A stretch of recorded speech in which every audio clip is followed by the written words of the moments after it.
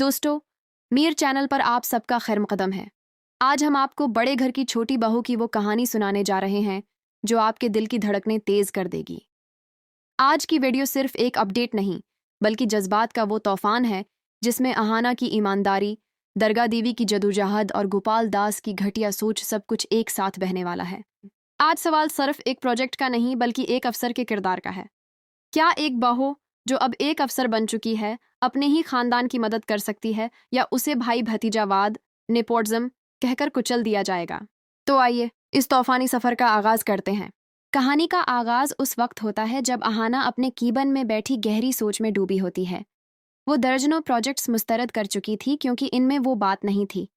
तभी उसे अपनी सास दरगाह देवी का ख्याल आता है, जो आंगन में बैठकर बेजान मिट्टी की मूर्तियों में जान डालती हैं। अहाना सोचती है कि क्यों ना उस हुनर को दुनिया के सामने लाया जाए। वो हिम्मत जमा करके रोहत गंगूली सर के कीबन में जाती है।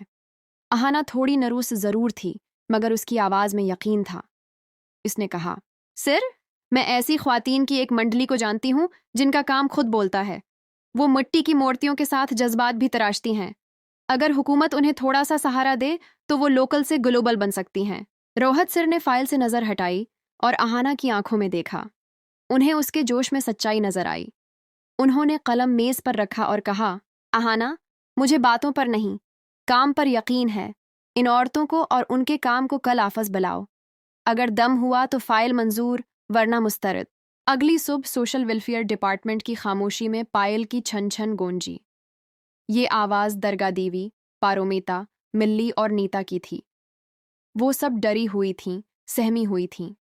बड़े घर की चार दीवारी से निकलकर सरकारी दफ्तर के ठंडे एसी रूम तक का सफर उनके लिए आसान नहीं था। दरगाह देवी ने अपनी पुरानी साड़ी को मजबूती से पकड़ा हुआ था। अहाना उन्हें सहारा देकर अंदर लाई। जैसे ही वो रोहत सर के कीबन में दाखिल हुए, रोहत सर ने इशारे से उन्हें बैठने को कहा।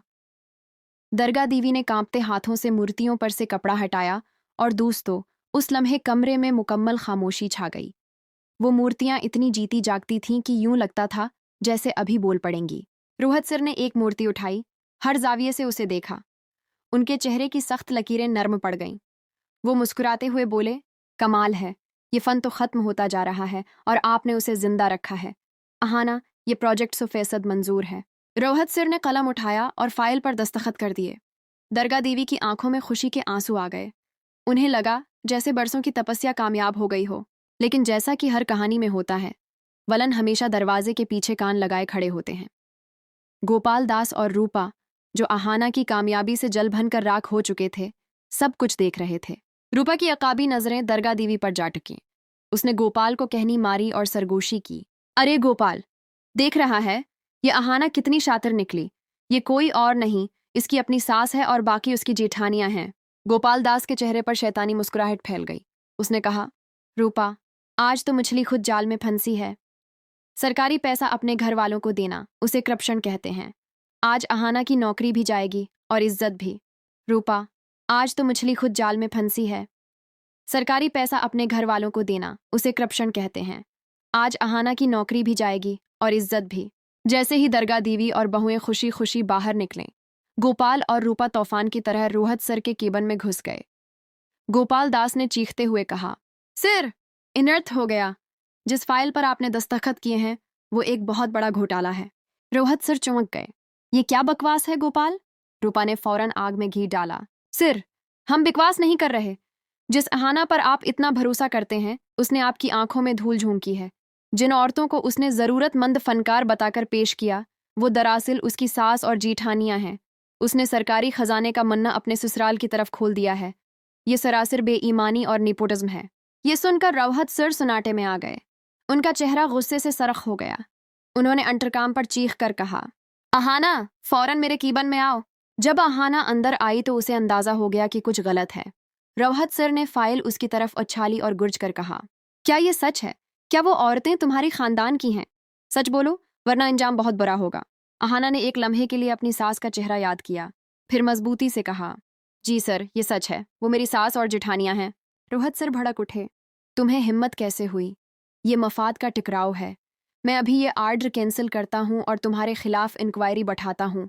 तुम्हारी नौकरी जा सकती है। गोपाल और रूपा खुशी से झूमने ही वाले थे कि तब अहाना ने वो बात कही जिसने कमरे का माहौल बदल दिया। न उसकी आवाज़ ऊंची थी, न लहजा तलख, मगर इसमें पहाड़ जैसा वजन था। सिर, 1 मिनट मेरी बात सुन लीजिए। मैंने क्या गलत किया? क्या मेरे घर की औरतें इस मुल्क की शहरी नहीं?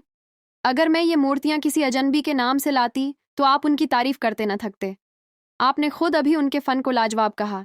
तो फिर जब पता चला कि वो मेरी सास हैं, तो वही फ़न अचानक घोटाला कैसे बन गया?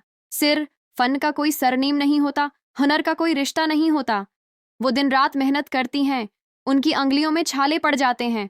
क्या उन्हें अपनी मेहनत का फल मिलने का हक नहीं? अगर किसी मेहनत कश को उसका हक दिलाना बेईमानी है, तो हाँ, मैं बेईमान हूँ। आप मुझे मुअत्तल कर दीजिए, मगर उनकी मेहनत की तौहीन मत कीजिए। ये अल्फाज रोहत सर के दिल में तैर की तरह लगे। गोपाल और रूपा के चेहरे फक हो गए। रोहत सर ने गहरी सांस ली और कहा, अहाना, तुम्हारी बातों में सच्चाई है, मगर मैं खुद देखना चाहता हूँ। मैं अभी तुम्हारे घर चलूंगा। और फिर रोहत सर का काफिला बड़े घर की तरफ रवाना हुआ। आंगन में दरगाह देवी और बहुएं पुसीने में शराबूर मिट्टी गूंधती नजर आए। कोई दिखावा नहीं था, बस खामोश तपस्या थी। रोहत सर की सारी शकूक दौर हो गईं। उन्होंने दरगाह देवी के हाथ पकड़कर कहा, माँ जी, मुझे माफ कर दीजिए। ये मिट्टी नहीं, ये सोना है। आखिरकार वो लम्हा आया जिसका सबको इंतजार था। रोहत सर ने एक सरकारी लिफाफा निकाला और कहा, माँ जी, ये हुकूमत की तरफ से आपके काम की पहली किस्त है, पूरे 7 लाख रुपए।